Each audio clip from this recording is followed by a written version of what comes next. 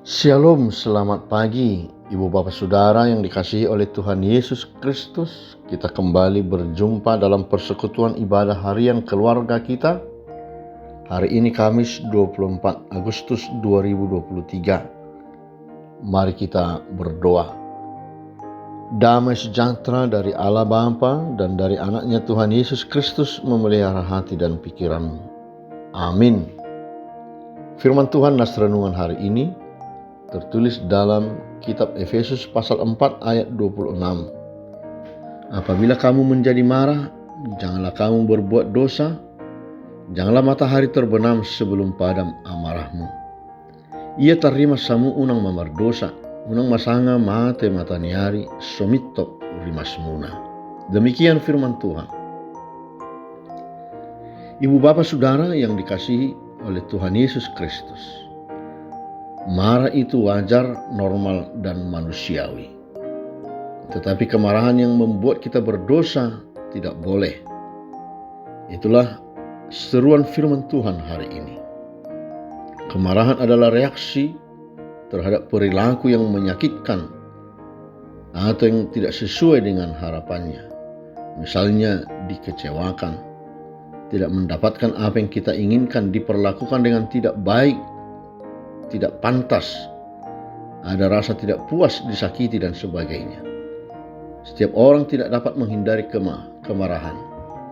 Sebab pengalaman yang menyakitkan itu tidak dapat dihindari oleh siapapun. Cepat atau lambat semua orang akan menghadapi pengalaman menyakitkan dan terdorong untuk marah. Kita harus ingat kemarahan dampaknya bisa positif atau negatif. Hari ini nas firman Tuhan berbicara tentang bagaimana dalam diri seseorang yang telah menjadi manusia baru. Inilah seruan Rasul Paulus kepada jemaat Efesus supaya mereka hidup baru di dalam Tuhan. Salah satu cirinya adalah bagaimana apabila kamu menjadi marah, janganlah berbuat dosa. Artinya kalau sudah ikut Tuhan, tidak boleh marah yang berakibat kepada dosa. Kita boleh marah, tetapi marah yang benar, yang bertujuan baik dan memperbaiki keadaan sehingga menjadi berkat. Efesus 4 ayat 26 tidak melarang kita untuk menunjukkan atau memperlihatkan kemarahan. Jadi marah boleh saja, yang menjadi masalah bukan marahnya itu sendiri, tetapi bagaimana ekspresi atau cara mengungkapkan dan motivasi kemarahan itu sendiri yang perlu kita perhatikan. Kita bisa ingat bagaimana misalnya guru yang memarahi muridnya yang malas belajar. Tentu itu untuk ada kebaikannya. Kemarahan seorang ibu terhadap anak yang nakalnya luar biasa dan lain sebagainya, tentu itu adalah untuk kebaikan si anak. Tuhan Yesus sendiri pernah marah terhadap orang Farisi dan ahli Taurat yang berpikir munafik, iri, dan dengki terhadap orang lain. Apa yang mendasari kemarahan kita dan bagaimana cara kita mengungkapkan kemarahan itu?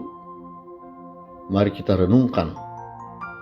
Memang ada kemarahan yang perlu kita ungkapkan agar situasi dan keadaan menjadi lebih baik,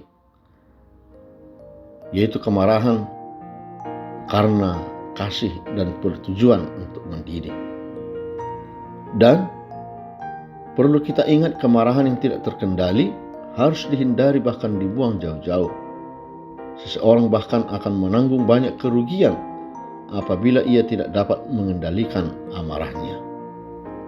Dan satu hal yang sangat penting disampaikan oleh firman Tuhan hari ini, bagaimana kita sesegera mungkin menyelesaikan kemarahan itu. Karena apa? Supaya tidak ada ruang bagi iblis untuk menguasai orang-orang yang dalam keadaan marah. Dalam keadaan marah yang tidak terkendali, tidak mungkin bagi kita untuk memuliakan Allah dan menjadi berkat. Orang-orang yang dalam keadaan marah ketika sudah dikuasai oleh iblis, alamatnya sudah jelas, adalah kehancuran. Yakobus 1 ayat 19 sampai 20 mengatakan, "Hai saudara-saudara, setiap orang hendaklah cepat untuk mendengar, tetapi lambat untuk marah.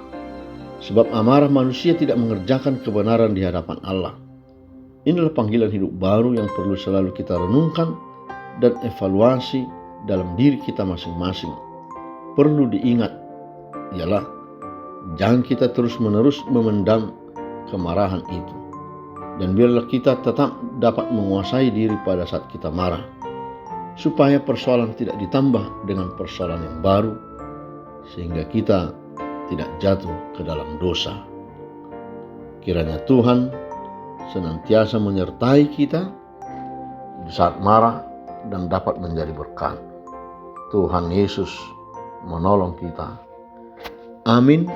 Anugerah Tuhan kita Yesus Kristus, kasih Allah Bapa, dan persekutuan dengan Roh Kudus menyertaimu sekalian.